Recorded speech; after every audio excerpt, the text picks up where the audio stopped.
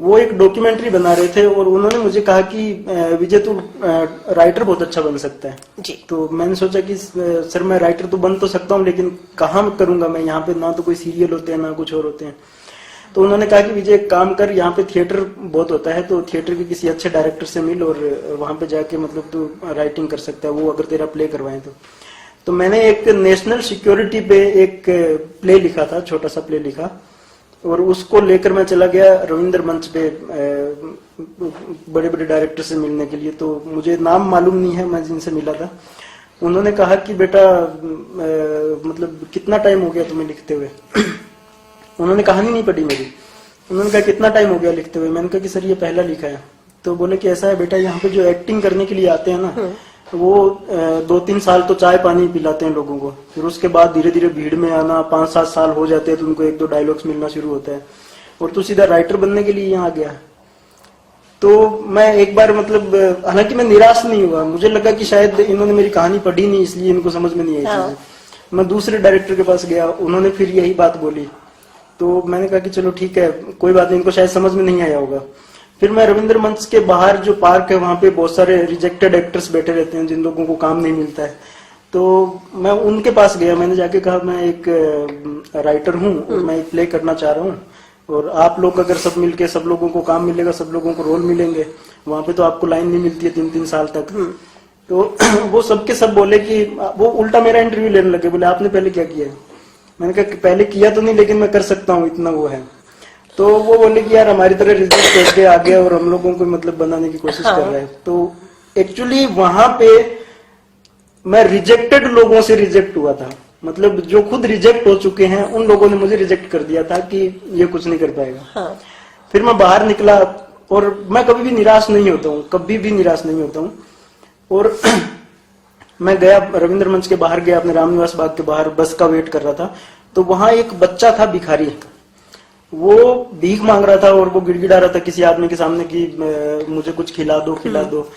और वो आदमी जो था उसको 1 रुपया 2 रुपया पता नहीं उसको दिए और उसने लेने से मना कर दिया, बोले नहीं मेरे को नहीं चाहिए, मेरे को कुछ खिला दो।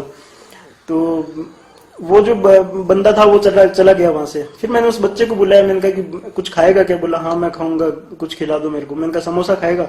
बोला हाँ खाऊंगा। तो उसको मैंने समोसा खिलाया। समोसा खाने के बाद मैंने उससे पूछा कि कुछ और खाएगा? बोला नहीं अब कुछ और नहीं खाऊंगा। वो जब जाने लगा ना तो मैंने उसको पूछा कि कहाँ पे रहता है? बोले यही फुटपाथ पे रहता हूँ। तो मैंने कहा घर वाले कहाँ हैं? बोले पता नहीं कहाँ है। तो मैंने कहा और कितने लोग रहते हैं तेरे साथ? बोले मेरे साथ बहुत सारे लोग रहते हैं। तो मैंने कहा तू 10-15 लोगों को इकट्ठा कर सकता है क्या? 10-11 लोगों को। बोलो क्या करना है? तो मैंने कहा कि एक्टिंग करनी है। तो बोलता है कि कौन सी, वो जो सलमान खान करता है? मैंने कहा हाँ वही करनी है। तो उसने क्या किया कि बच्चों को बुला बुला के बोला समोसे खिलाएगा, ये खिलाएगा, वो खिलाएगा। उनको मैंने थोड़ा सा लालच दिया और वो बच्चे जो है 10-11 बच्चे उसने इकट्ठे कर दिए। अब मैं लेके गया रविंद्र मंच के सामने वाले उसमें पार्क में, जब उनको रिहर्सल करवाने लगा तो वहां के जो लोग जो बैठे रहते थे उन्होंने हालांकि पहले तो बड़ा मुंह बना के अजीब तरीके से देखा और 2-3 दिनों में उन लोगों ने वहां पे बैठना ही बंद कर दिया और मेरी रिहर्सल चलती रही। रोज मैं शाम को जाके 1-1.5 घंटा उनसे रिहर्सल करवाता और बच्चे आ जाते, उनको मजा आने लग गया। तो वहां जब मैं एक दिन रिहर्सल करवा रहा था तो एक कोई सेठ है यहाँ पे, कोई उनका होटल है शायद जोहरी बाजार में, बड़ा होटल है। तो वो हमेशा क्या करते थे कि बाहर से निकलते थे वहां पे और जो भिखारी लोग होते थे उनको 5-5, 10-10 रुपए बांटते हुए जाते थे सब लोगों को। तो उन्होंने वहां पे पूछा कि काफी दिन हो गए, 3-4 दिन हो गए, मतलब यहाँ पे भिखारी नजर नहीं आ रहे, क्या हुआ, मतलब कहाँ चले गए सब लोग? तो किसी ने कहा कि एक लड़का है वो अंदर लेके चला जाता है। तो उन्होंने गाड़ी घुमवाई और सीधा वहां रविंद्र मंच के जो पार्क जो बार था वहां ले ला के गाड़ी उन्होंने रोकी, कुछ देर रिहर्सल देखा और फिर ड्राइवर को भेजा मेरे पास कि बुला के लाओ। और वो जब ड्राइवर बुलाने के लिए आया तो मुझे लगा कि जरूर ये मतलब पक्का पता है, ये पार्क छुड़वाने के लिए बोल रहे होंगे कि यहाँ पे मत रिहर्सल किया करो। मैं गया पास में, उन्होंने पूछा कि क्या कर रहे हो? मैंने कहा सर ऐसा ऐसा एक प्ले है, तैयार करवा रहे हैं। बोले कहाँ करवाओगे? मैंने कहा सर जहाँ जगह मिले। बोले रविंद्र मंच पे करवा लो। मैंने कहा सर रविंद्र मंच पे तो मतलब इतना पैसा नहीं है मेरे पास, नहीं करवा पाऊंगा। तो बोले मैं तुम्हारा पूरा शो स्पॉन्सर करता हूँ, मैं आपको बुक करवा के देता हूँ और मैं इनको सब लोगों को भी पैसे दूंगा और आपको भी पैसे दूंगा। तो हुआ ये कि जब उन्होंने जब रविंद्र मंच बुक करवा दिया उसके बाद जितने भी दिग्गज थे थिएटर के वो लोग विरोध में आ गए। उन्होंने एक तरह से विद्रोह कर दिया, बोले कि हम लोग इतने सालों से 40 साल से जिस मंच पे मतलब तपस्या कर रहे हैं, वहां पे आप किसी भी भिखारी के बच्चे को उठा के मतलब आप उस पे मंच पे बिठा दोगे, ये गलत बात है ये।